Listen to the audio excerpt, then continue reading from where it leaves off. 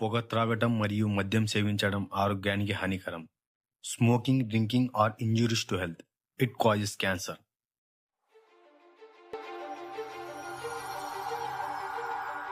Road ప్రయాణాలు చేసేటప్పుడు జాగ్రత్తలు వహించండి. హెల్మెట్ పెట్టుకోకపోవడం, సీటు బెల్ట్ పెట్టుకోకపోవడం, ట్రాఫిక్ రూల్స్ పాటించకపోవడం మీ ప్రాణానికే ప్రమాదకరం.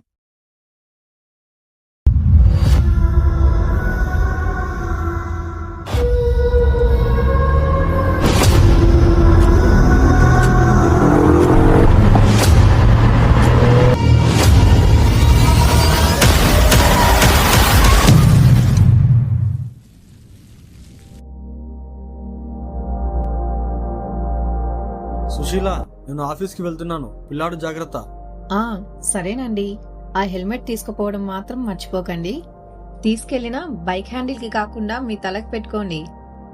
ఆల్రెడీ పెట్టేసుకున్నాను, నువ్వు కంగారు పడకు. వెళ్ళొస్తానే. సరేనండి.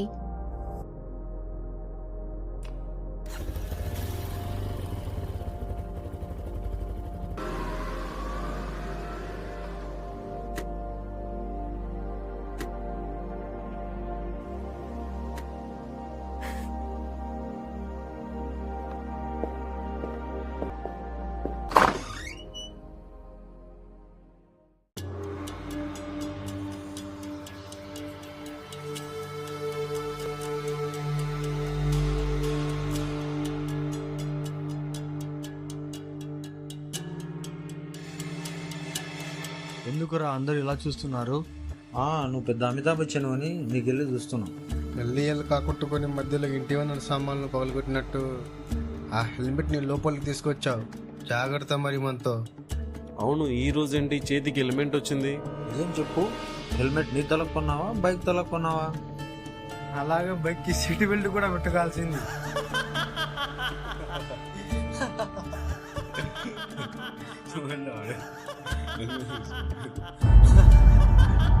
Stop it. ఈ హెల్మెట్ వాల్యూ మీకేం తెలుస్తుంది? బైక్ లో వెళ్ళిన అలాంటి సాధారణ వ్యక్తి యాక్సిడెంట్ అయిన మరుక్షణం ఒక్కసారి ఆగి హెల్మెట్ పెట్టుకుంటే బతుకుండేవాడిని అని కన్నీరు కార్చే మనసుకు తెలుస్తుంది ఈ హెల్మెట్ వాల్యూ.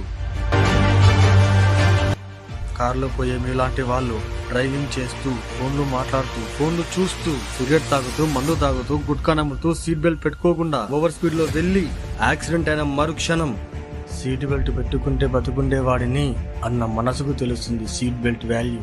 మీలాంటి మూర్ఖులకు కాదు. ఈరోజు ఈ హెల్మెట్ నా తలపైకి రావడానికి కారణం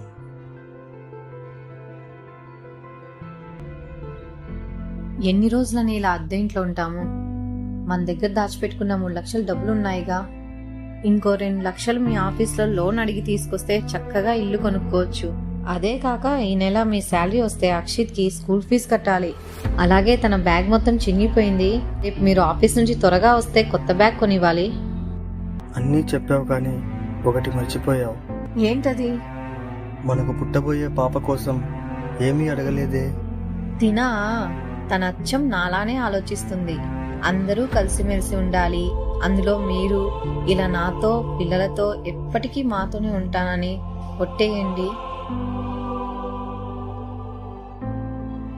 నా ప్రాణం పోయేంత వరకు ఎప్పటికీ ఇలాగే కలిసి ఉంటాను.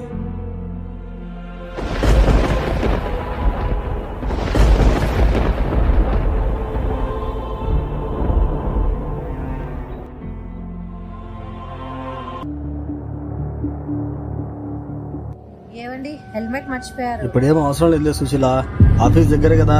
అయినా కానీ పెట్టుకెళ్ళండి. ఏంటో నువ్వు నీ హెల్మెట్. సరే బాయ్ అండి. సరే బాయ్.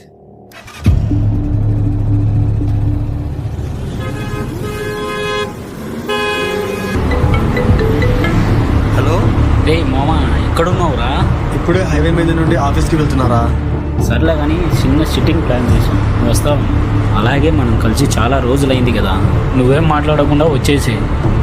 సర్లే మామా, వస్తున్నా.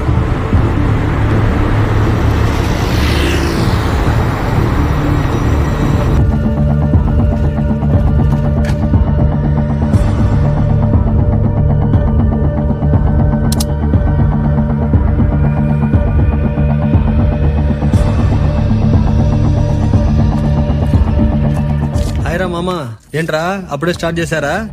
లేదురా మామ, జస్ట్ అలా ఓపెన్ చేసాం అంతే. ఒక చిన్న పెగ్ వేసుకో, కల్పిస్తాను. చాలు మామ, టైం అవుతుంది.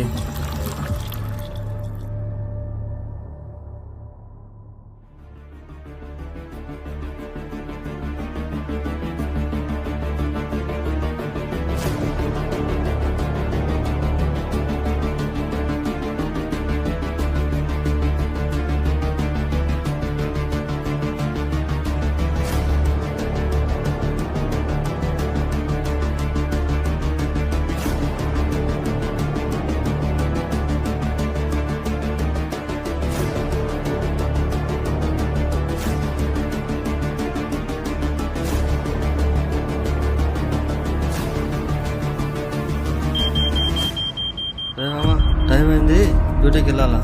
సరేరా.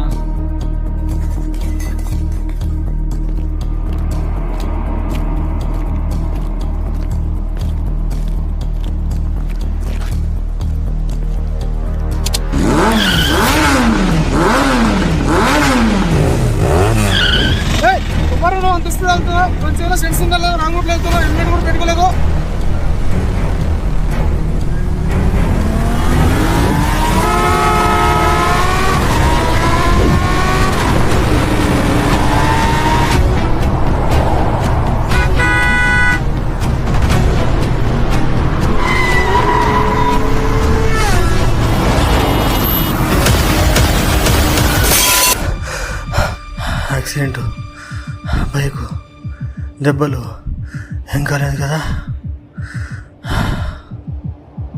ఇదంతా కలనా నిజమనుకున్నా. ఆ హెల్మెట్ తీసుకుపోవడం మాత్రం మర్చిపోకండి. ఏమండి, హెల్మెట్ మర్చిపోయారు? ఇలా నాతో పిల్లలతో ఎప్పటికీ మాతోనే ఉంటానని కొట్టేయండి.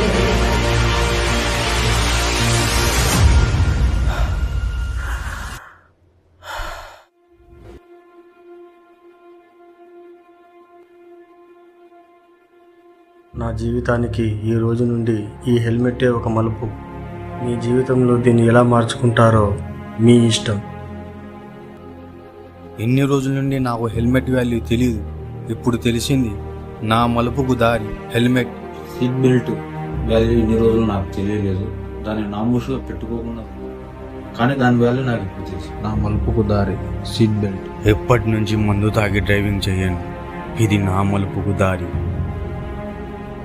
మరి మీ మలుపుకు దారి?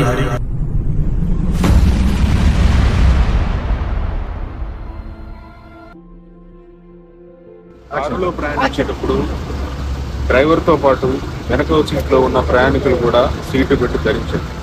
ఇది నా భద్రత కోసం మరియు నా కుటుంబ భద్రత కోసం నేను తీసుకున్న మలుపు. మరి మీ మలుపు? लंबी यात्रा से पहले पूरा आराम करें और सुरक्षित ड्राइव करें. ये मेरा बदलाव और आपका. నా ఫ్యామిలీ కోసం, నా ప్రాణం కోసం నేను డ్రైవింగ్ చేసేటప్పుడు మొబైల్ వాడను. ఇది నా మలుపు. మరి మీ మలుపు? నా భద్రత కోసం, నా కుటుంబ భద్రత కోసం 2-వీలర్ మీద ప్రయాణం చేసేటప్పుడు హెల్మెట్ ధరించి ప్రయాణం చేయండి. నా మలుపు. మరి మీ మలుపు? జీవితం అమూల్యం, వేగ నియంత్రణ అవసరం. అతివేగం ప్రమాదానికి కారణం. ఇది నా మలుపు. మరి మీ మలుపు? టైర్ల పట్ల నిర్లక్ష్యం ప్రాణానికి ప్రమాదం. అతివేగం టైర్ పేలుడికి కారణం. ప్రయాణం సాగే ముందు టైర్లు తనిఖీ చేసుకోవడం మన బాధ్యత. ఇది నా మలుపు. మరి మీ మలుపు?